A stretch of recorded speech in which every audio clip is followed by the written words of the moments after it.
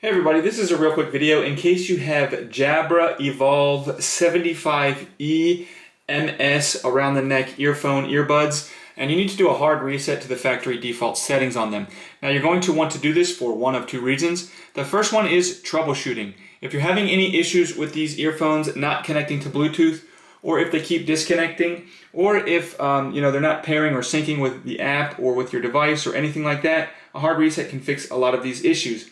Now, the second reason you might want to do this is if you just want to set these up as a new set of earphones somewhere or something like that, we can go ahead and do this and then set them up as new. So you're going to want to go ahead and delete them off of whatever device you've had them on. And then all you're going to do is make sure that they're on and that you're not on a call or anything like that. And all you're going to do is come in and right on here, you're going to find this middle button, which is the multifunction button, and the volume up button. You're just going to press and hold those buttons simultaneously for 5 seconds. After 5 seconds, they'll reset. You can go ahead and release it, and then you can go ahead and repair these earphones like they're a new set of earphones.